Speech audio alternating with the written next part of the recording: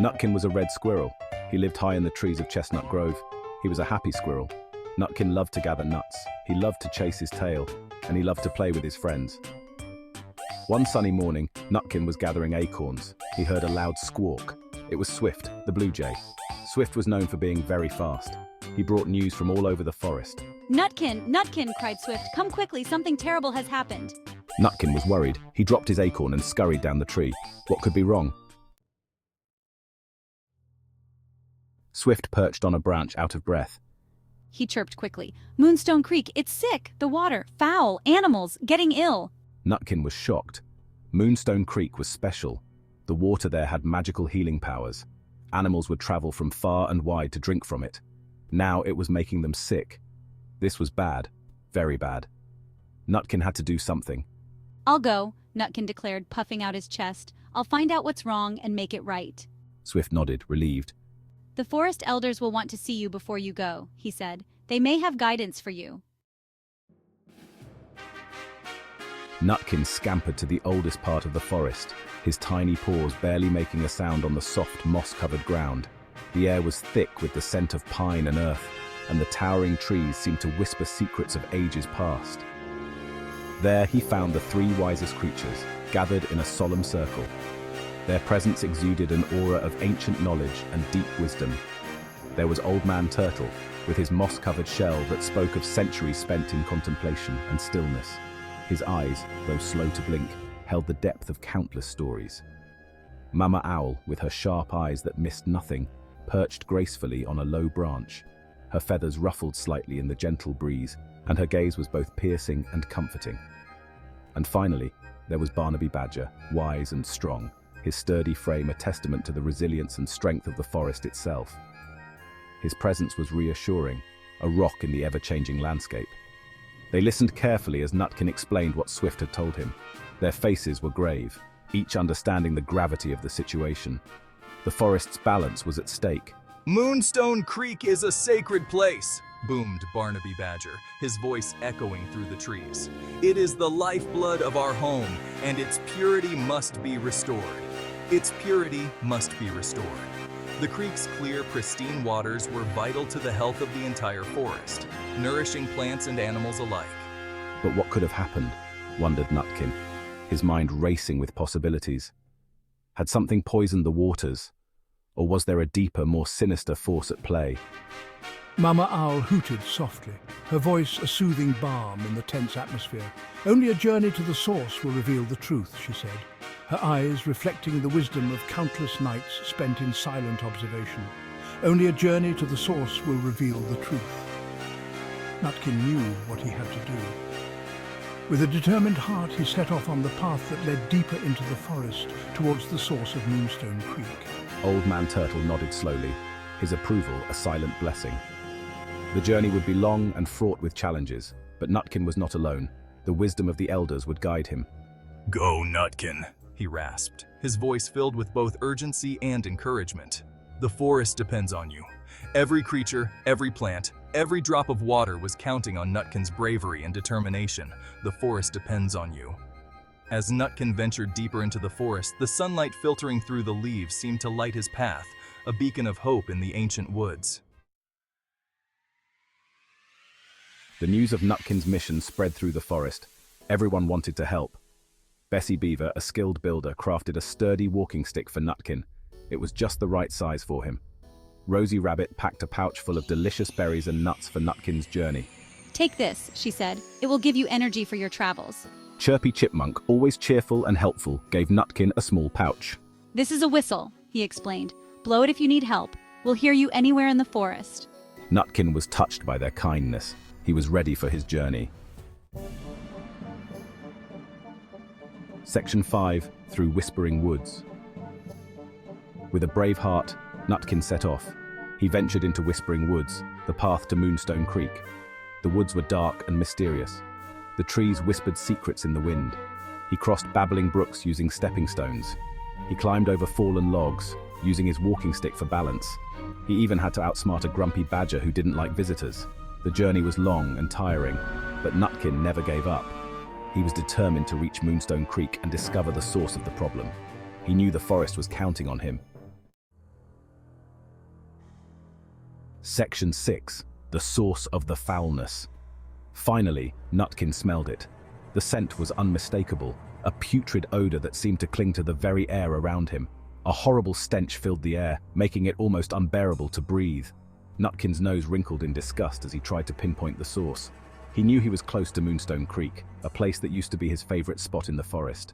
The creek was a sanctuary, a place of peace and clarity. But something was very wrong. The usual sounds of the forest were muted, and an eerie silence hung in the air. Nutkin's heart pounded as he moved closer. The air was thick with a foul odor, so strong that it made his eyes water. He had never encountered anything like this before. He pushed through some bushes and gasped. The sight before him was shocking. Moonstone Creek, once sparkling and clear, was now murky and brown. The water, which used to reflect the sky, was now a sickly color, and the smell, it was overpowering. It was coming from a pipe that someone had stuck into the ground. Nutkin's nose twitched as he realized the gravity of the situation. This was no natural disaster. It was man-made. He knew what he had to do, his small heart filled with determination. He couldn't let this destruction continue. He had to find out where that pipe led and stop whatever was polluting the creek. Nutkin followed the pipe, his mind racing with thoughts of how to save his beloved forest. This was the only way to save Moonstone Creek and the forest. He had to act quickly, for the sake of all the creatures that called this place home. Nutkin's journey had just begun, and he was ready to face whatever challenges lay ahead. Section 7. Cleansing Moonstone Creek. Nutkin, the brave little squirrel, followed the mysterious pipe that snaked through the forest.